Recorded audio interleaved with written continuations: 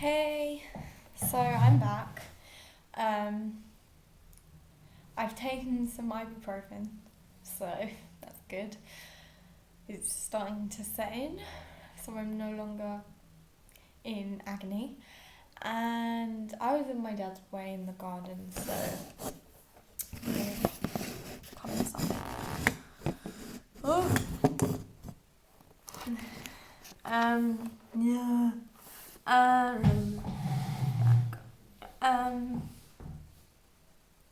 Where was I can't even remember. I just literally watched it and I can't remember.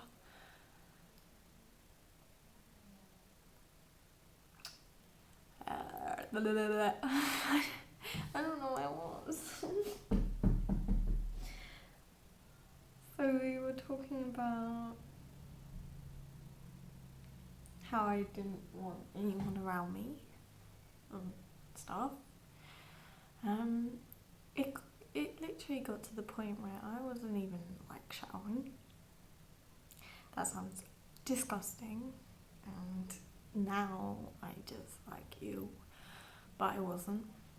And it got to the point where my mum actually, because I was pulling and picking, she couldn't deal with it, and she said she was threatening me with going to a psychiatric hospital. She was like, "Do you want that? Because you're going that way." And I caused her hell. And I like to think I'm not a selfish person. I usually think about other people and how it's going to affect them, but when I was like that, no matter how much people were willing to help, I just couldn't feel any gratitude. You just become so self-absorbed, it's horrible. And you hurt so many people that don't deserve it. But I tell you now, sticking with a friend who, for whatever reason, is in a really bad place, sticking with a friend is definitely worth it to see them come out the other side. It's just a definite.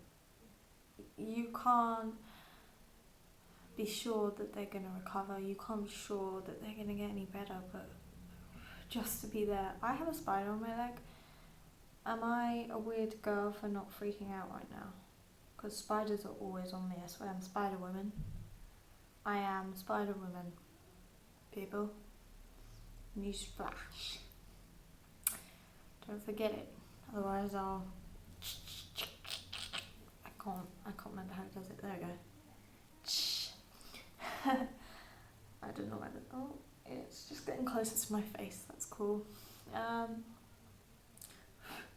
Why don't you bite me and then I'll turn into Spider-Man? It's not my nose, is it? I'd freak out if it was. That's a bit too far.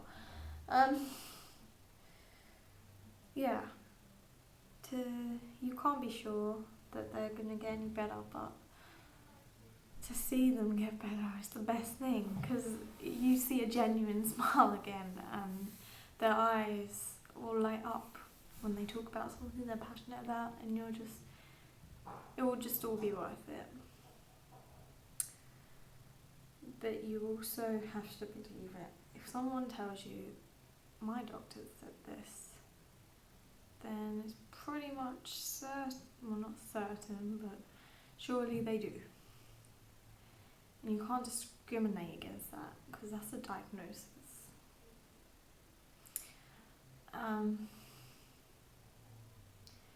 Even the most amazing people have been through periods of depression. There's Stephen Fry, there's Albert Einstein, there's... can't think of anyone off the top of my head.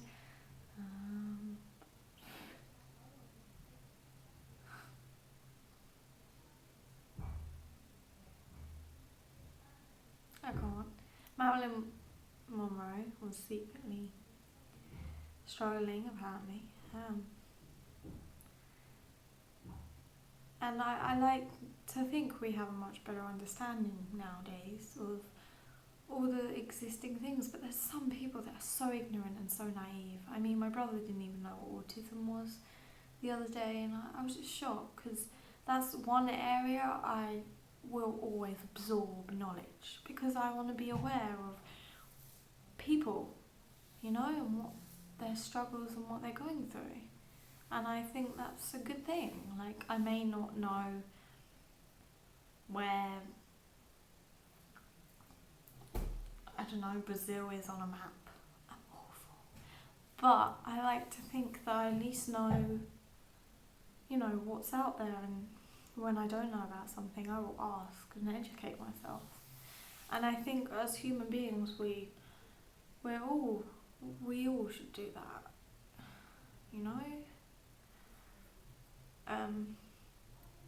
But also, when this third period, I was awful. I started to diagnose myself with things I thought I had. I was just becoming extremely paranoid. Like, about everything.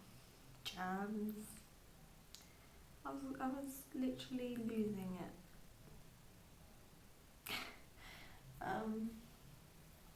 So this is the stuff that saved me. And I suggest anyone that's got anxiety and stuff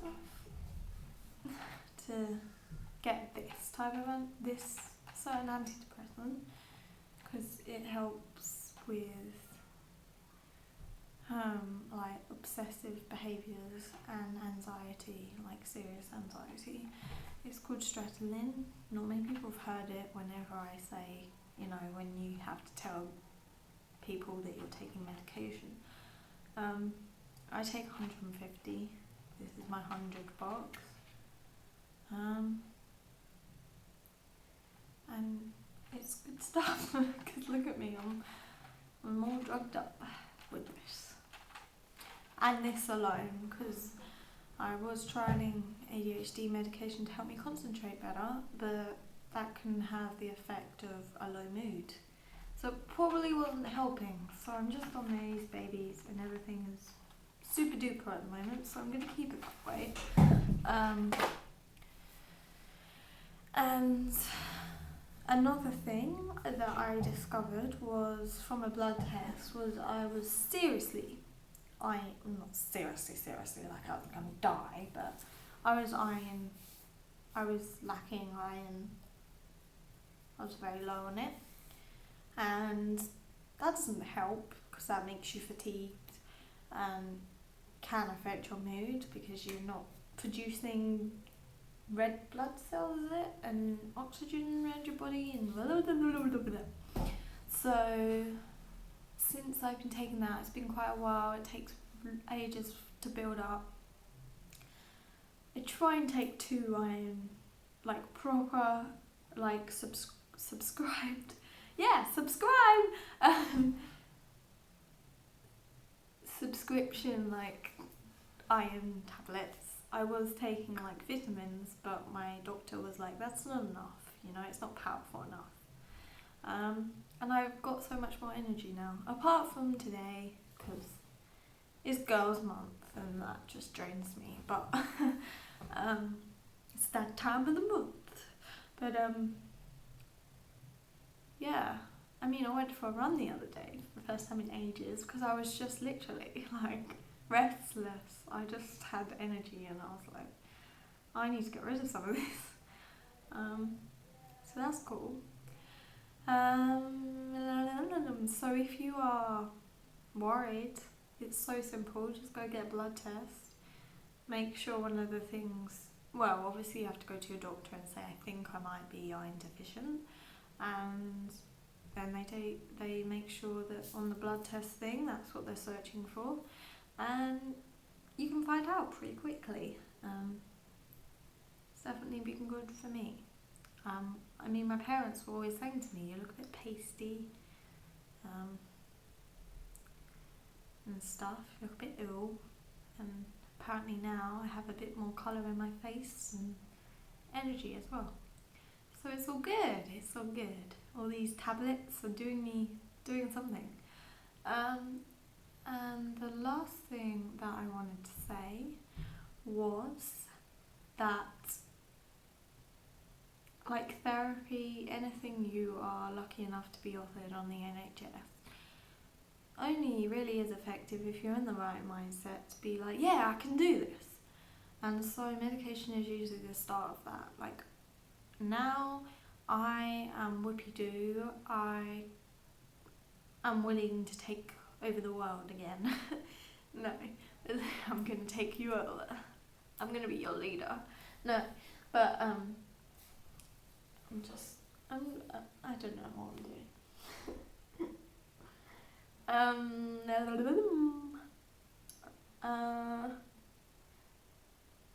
Yeah, so I would be happy to receive anything and work with it. Anything like CBT, which I've had in the past, you have to do your homework and research. And coming to that, I'm going to start this book this week because I feel I'm ready for it. It's called Mind Over Mood. When I was having CBT, they photocopied sections out this book for me to work on. It literally changes the way you think and how that affects your mood. Like, if you learn how to control your thoughts that are pessimistic and automatically negative, that's a big part of what contributes to your mood. Like, no one's in your head, but if you're always beating yourself up, then yeah. It's pretty thick, I guess. It was like £15, so, and it's serious stuff. I mean, it has like accounts based on true patients that these like psychologists and stuff have had as clients or patients, but obviously their identity is protected, so they've got fake names and there's one in here that's had suicide attempts, and you know, it's not sugar coated, this, and you have to work with it. You have to do the activity, and I'm gonna work my way through this baby until, yeah.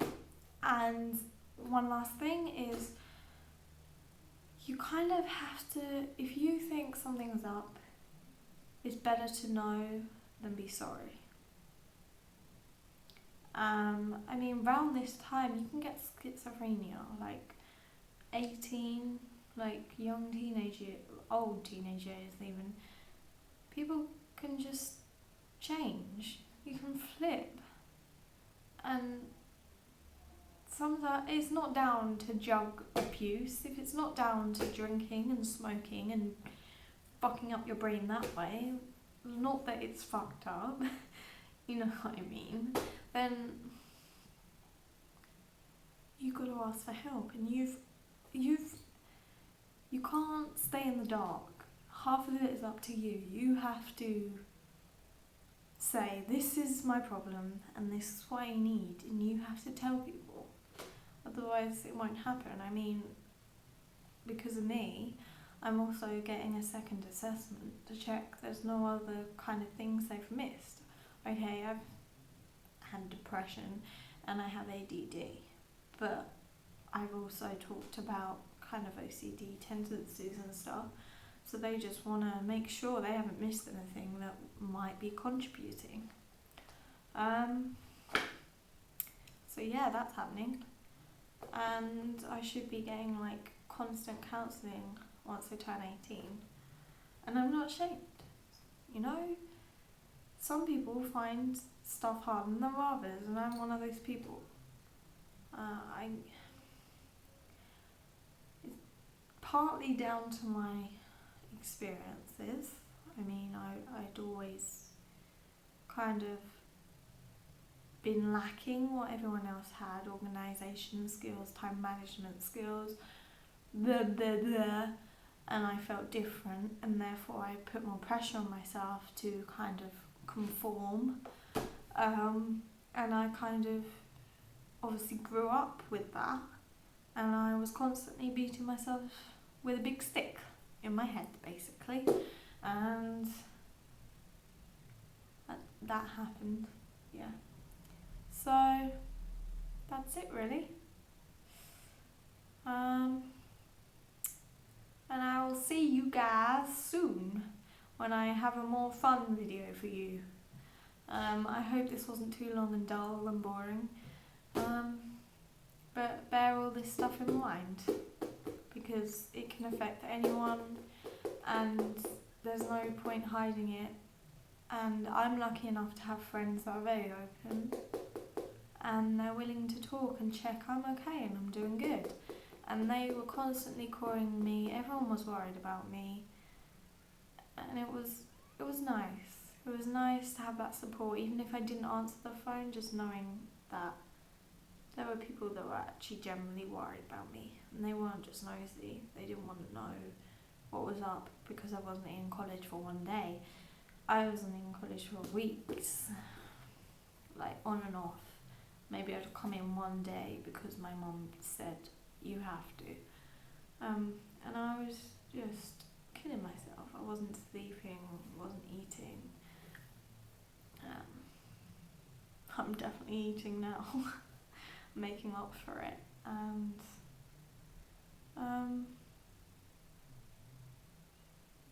I wasn't taking care of my appearance. I wouldn't be wearing makeup or have done my hair. I looked a mess, an absolute state. It was so much effort just to get in that shower, just to move, literally have any energy to do anything. And that's the other thing with depression, is you could fix everything, but you just don't have the mental or physical energy to do anything about all the stuff that's bothering you. And that's why medication is the first step. No, acknowledgement is the first step. Number 2 is medication. Okay, I'll see you guys later. This is Zoefallenangel and her serious, deep discussion on her life. Okay, bye guys.